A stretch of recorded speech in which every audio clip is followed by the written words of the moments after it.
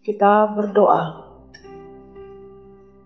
Kasih karunia dan damai sejahtera dari Allah Bapa, Anaknya Tuhan Yesus Kristus dan Roh Kudus menyertai saudara-saudara sekalian.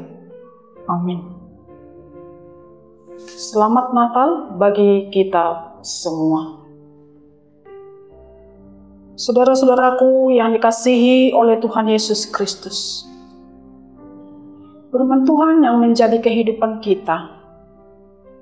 Khotbah di minggu setelah Natal, tanggal 29 Desember 2024, tertulis dalam surat Paulus yang pertama kepada Timotius, 1 Timotius 1 ayat 12 sampai 17. Demikian bunyinya. Aku bersyukur kepada Dia yang menguatkan aku, yaitu Kristus Yesus Tuhan kita, karena Ia menganggap aku setia dan mempercayakan pelayanan ini kepadaku. Aku yang tadinya seorang penghujat dan seorang penganiaya dan seorang ganas, tetapi aku telah dikasihinya, karena semuanya itu telah kulakukan tanpa pengetahuan, yaitu di luar iman. Malah kasih karunia Tuhan kita itu telah dikaruniakan dengan limpahnya kepadaku, dengan iman dan kasih dalam Kristus Yesus. Perkataan ini benar dan patut diterima sepenuhnya. Kristus Yesus datang ke dunia untuk menyelamatkan orang berdosa. Dan di antara mereka, akulah yang paling berdosa. Tetapi justru karena itu aku dikasihani, agar dalam diriku ini, sebagai orang yang paling berdosa, Yesus Kristus menunjukkan seluruh kesabarannya. Dengan demikian, aku menjadi contoh bagi mereka yang kemudian percaya kepadanya dan mendapat hidup yang kekal. Hormat dan kemuliaan sampai selama-lamanya bagi Raja segala zaman, Allah yang kekal, yang tak nampak, yang esa. Amin. Demikian pembacaan firman Tuhan. Saudara-saudaraku yang dikasihi oleh Tuhan Yesus Kristus, kita sungguh bersyukur dan bersyukur dan bersyukur karena kita telah tiba di minggu terakhir penghujung tahun 2024. Oleh kasih karunia Tuhan yang besar telah dianugerahkan kepada kita sepanjang tahun 2024. Dengan berbagai warna dan corak kehidupan yang silih berganti menemani perjalanan kehidupan kita, susah senang, sakit, sehat, kaya, miskin, lemah, kuat, ribut, damai, dan berbagai hal kehidupan telah kita jalani, telah menemani perjalanan hidup kita sepanjang tahun 2024 yang sudah kita jalani. Tentu semuanya itu kita pakai dan dipakai oleh Tuhan untuk menguatkan iman kita kepada Tuhan dan untuk mengenal betapa besarnya kasih karunia Tuhan yang dilimpahkan kepada kita. Saudara-saudaraku yang dikasihi oleh Tuhan Yesus Kristus, kasih karunia Tuhan yang dilimpahkan kepada kita bukan hanya kita terima itu di saat kita senang, bahagia, kaya, terberkati, sehat, dan banyak hal yang membahagiakan yang kita dapatkan. Tapi kasih karunia Tuhan juga dilimpahkannya kepada kita saat kita sakit, saat kita susah, berduka, menderita, tangis, dan banyak penderitaan yang kita alami. Justru kita juga mengalami betapa besarnya, betapa ajaibnya anugerah Tuhan yang dilimpahkan kepada kita.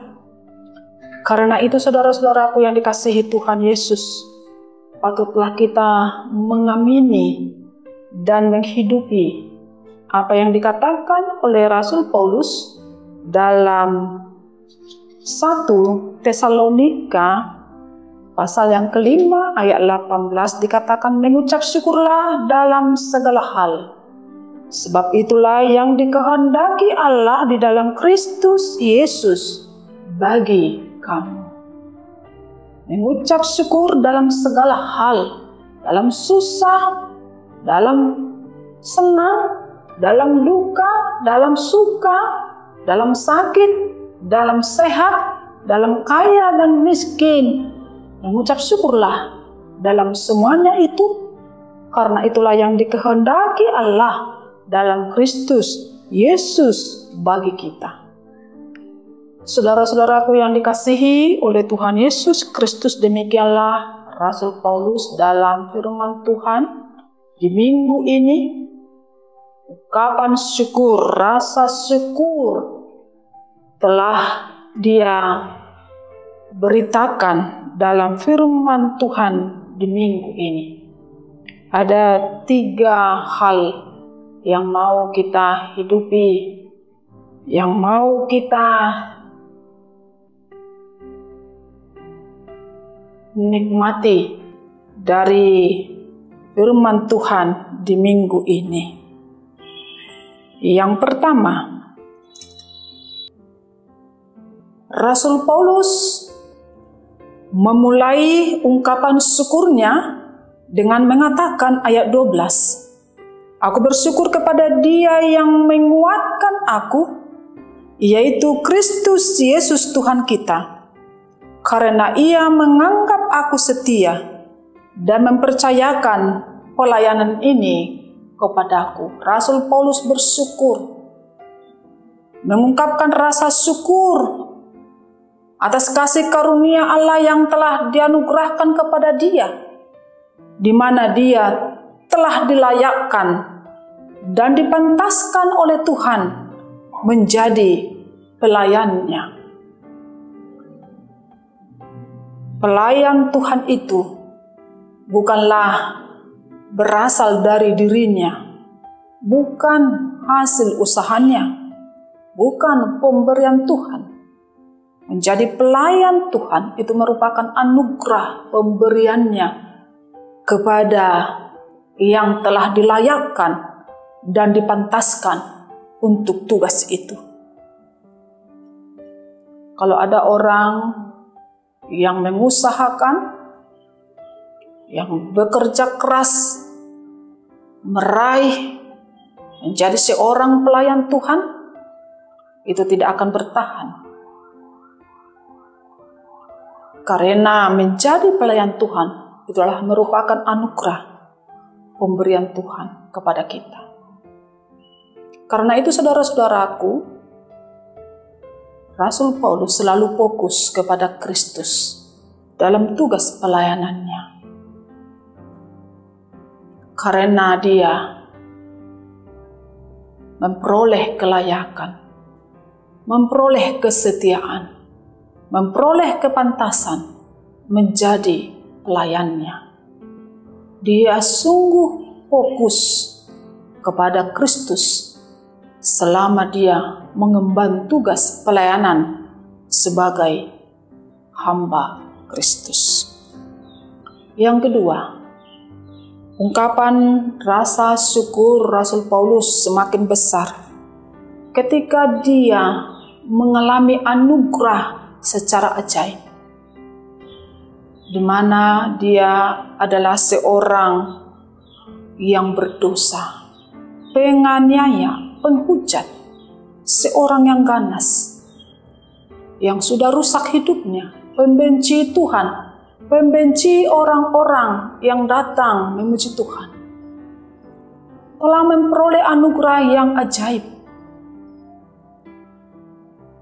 Dan dia berkata dalam ayat 15, perkataan ini benar dan patut diterima sepenuhnya. Kristus Yesus datang ke dunia untuk menyelamatkan orang berdosa, dan di antara mereka, akulah yang paling berdosa. Tetapi justru karena itu aku dikasihani, agar dalam diriku ini sebagai orang yang paling berdosa, Yesus Kristus menunjukkan seluruh kesabarannya. Anugerah yang ajaib telah diberikan kepada Rasul Paulus. Dia mengakui kelemahannya secara tinggi dan tajam. Dia mengakui bahwa dia tidak layak. Tapi anugerah Tuhan melayakkan dia. Dia memperoleh keampunan atas dosanya. Dan dia menjadi hamba Tuhan yang mengagumkan kasih karunia Tuhan dalam hidup dan pelayanannya. Dan pada akhirnya ungkapan rasa syukur Rasul Paulus, dia sampai kepada ungkapan hormat dan pujian kepada Tuhan.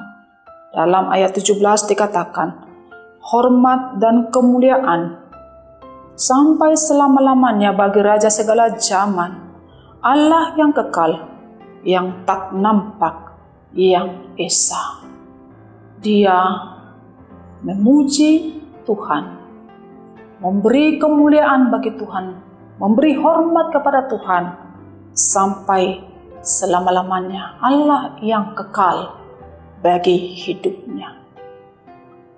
Saudara-saudaraku yang dikasihi oleh Tuhan Yesus Kristus, kita sudah sampai di minggu terakhir penghujung tahun 2024. Kita sudah mengalami betapa besarnya kasih karunia Tuhan. Dianugerahkan kepada kita selama 1 tahun. Karena itu sebentar lagi kita akan memasuki dan menjalani tahun 2025. Firman Tuhan yang sudah kita dengarkan menjadi kekuatan kita untuk melangkah, untuk maju, untuk berpengharapan menjalani tahun 2025. Kalau ada kita dengarkan berita yang memprediksi akan terjadi banyak krisis tahun 2025. Krisis pangan, krisis ekonomi, krisis kepercayaan, krisis keluarga, atau banyak krisis yang lain. Krisis pemerintahan, krisis ekologi, krisis iklim, dan lain sebagainya. Mungkin ada yang takut dan ragu untuk memasuki dan menjalani tahun 2025. Tapi firman Tuhan di akhir tahun ini menjadi kekuatan untuk kita kuat melangkah, menghidupi betapa besarnya kasih karunia Tuhan yang dilimpahkan secara ajaib bagi kita masing-masing. Kasih karunia Tuhan itu melampaui semuanya itu. Dan kasih karunia Tuhan itulah yang menghantar kita menjalani tahun 2025. Karena itu saudara-saudaraku yang dikasihi Tuhan Yesus Kristus, rasa syukur, bersyukur, dan bersyukur, dan bersyukur. Kerana menjadi kehidupan kita masing-masing dalam menerima tahun 2025 dan menjalaninya. Karena kasih karunia Tuhan secara ajaib menemani perjalanan kehidupan kita dan selalu dianugerahkan kepada kita masing-masing. Amin. Tuhan Yesus memberkati.